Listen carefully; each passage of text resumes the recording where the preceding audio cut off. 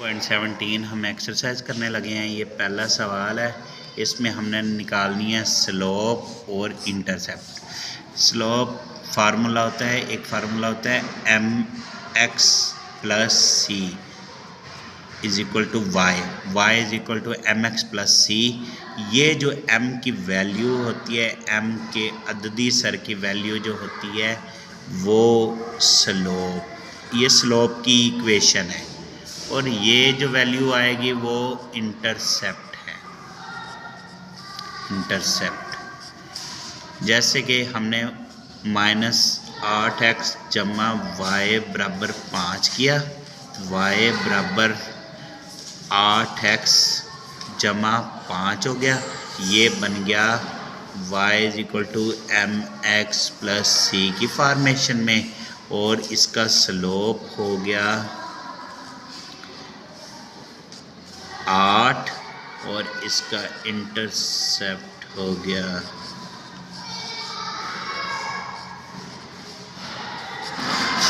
इसी तरह अगर इसको हल करें तो ये 3y बराबर 15x प्लस 9 है। दोनों तरफ 3 से तकसीम किया,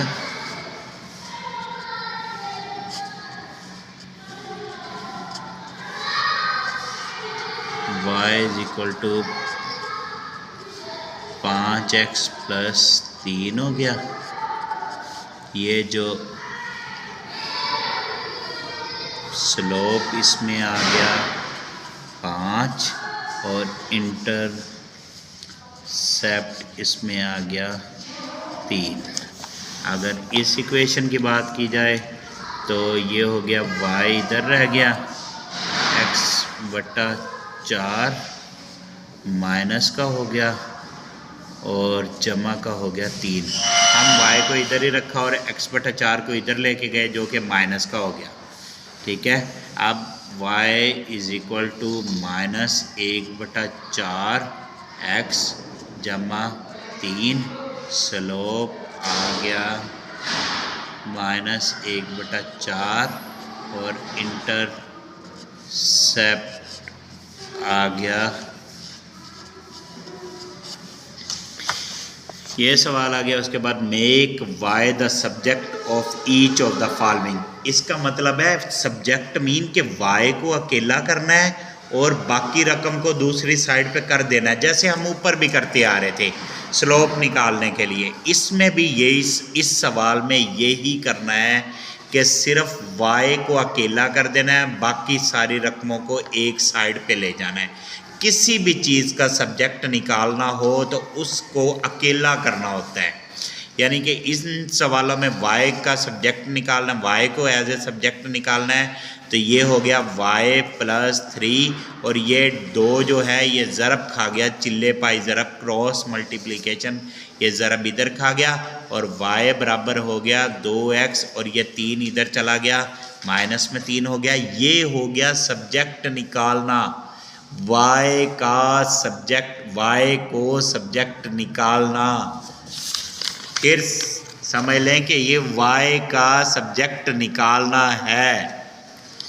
इसमें भी ऐसे ही होगा कि ये y is equal to 2 cross multiplication खा गया, इन दोनों के लिए क्रॉस मल्टीप्लिकेशन हुआ है, इसलिए 4x माइनस 7 और ये 2 4 2 8x माइनस 7 2 14 और ये हो गया। अगर इसको दूसरे तरीके से किया जाए तो y बटा 2 बराबर 4x माइनस 7, दोनों तरफ 2 से ज़रब देने से 2y बटा 2 बराबर 2 इंटू 4x माइनस 7, 2 से कट गया, y is equal to 8x minus 14। इसमें भी हमने y को अलहदा करना है, यानी कि इंटरसेप्ट सब्जेक्ट के तौर पे। तो 3y हो गया, ये हो गया ax जमा b और ये 2 हो गया, इधर चला गया, माइनस का 2 हो गया।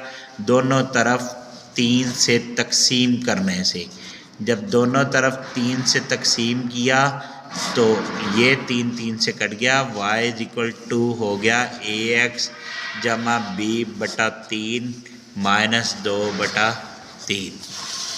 इसमें भी इसी तरह x को अलग y को अलग करना है।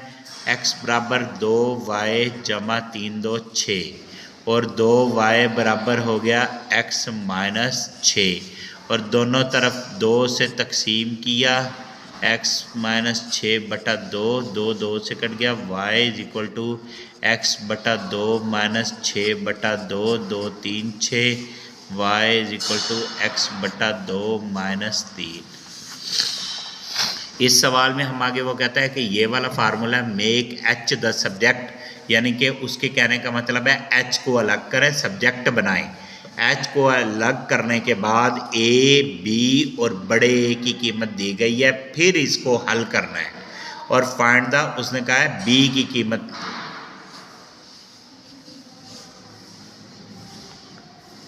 कीमत मालूम करें। बी की कीमत दी गई है, यानी कि उसने कहा है एच की कीमत मालूम करें। इस तरह हम इसको वेरीफाई भी कर लेते हैं कि ये एच की कीमत ही मालूम करनी है या कुछ और करना है। एच की ही कीमत मालूम करनी है।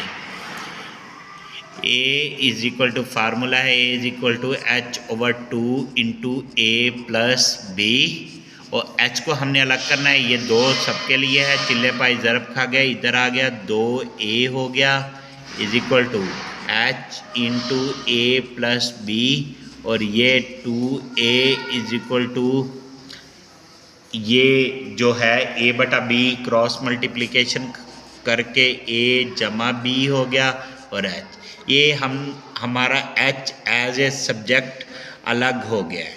ये बन गया 2a over a plus b।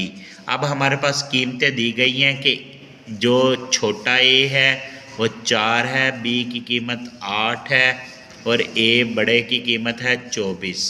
तो h is equal to 2a बड़ा 24 बटा 4 जमा b की कीमत 8, 24 2 48 बटा 8 2 10 2 12, h 12 4 48, h बराबर 4।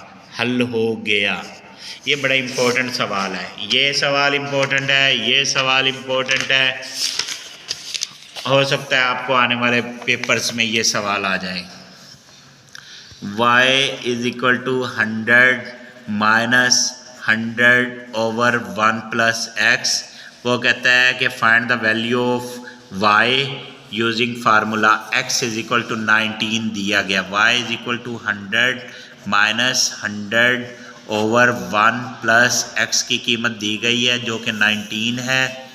y is equal to 100 minus 100 over 20 हो गया 20 5 100।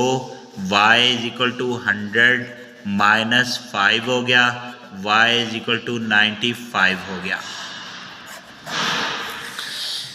इस सवाल की बात करें तो उसने p is equal to a plus b plus c दिया गया, मेक b द सब्जेक्ट। इसमें b को सब्जेक्ट बनाना है, यानी कि इसको अलग करना है और subject of the formula and find the value of, फिर वैल्यू भी b की मालूम करनी है। p is equal to 40, a is equal to 10 and c is equal to 7 बना के। तो फार्मूला उसने दिया गया है a plus b plus c. b को अलग करना है, p ये a इधर आ गया माइनस a हो गया, ये c इधर आ गया माइनस c हो गया और इधर रह गया अकेला b। इसका मतलब है b is equal to p minus a minus c। b is equal to p की कीमत है 40 माइनस a की कीमत है 10 माइनस c की कीमत है 7। b इज इक्वल टू ये हो गया 40 माइनस 17 और b इज इक्वल टू 23 आ गया। उसके बाद यहाँ पे हम आगे ये y is equal to 3x minus 9 बटा 2, make x the subject. x को सब्जेक्ट बनाना है, x को सब्जेक्ट बनाना है और y की कीमत फिर बाद में 3 दर्ज करके x की कीमत निकालनी है। तो ये क्रॉस मल्टीप्लिकेशन इसने की यहाँ पे 2y is equal to 3x minus 9 हो गया और 2y ये 9 इधर आ गया plus 9 is equal to 3x हो गया। दोनों तरफ 3 से तकसीम हमने कर दिया है, ये 3 3 से कट गया। x इज इक्वल टू हो गया 2y plus 9/3। x is equal to y की कीमत हमने 3 दर्ज कर दी जो कि सवाल में दी गई थी। 2 × 3 प्लस 9/3 हो गया। x इज इक्वल टू 3 2 6 जमा 9/3 हो गया। x बराबर 15/3 हो गया। 5 3 15। x बराबर है 5। और इसके साथ ही हमारी ये वाली एक्सरसाइज अपने इख्तिताम को पहुंची।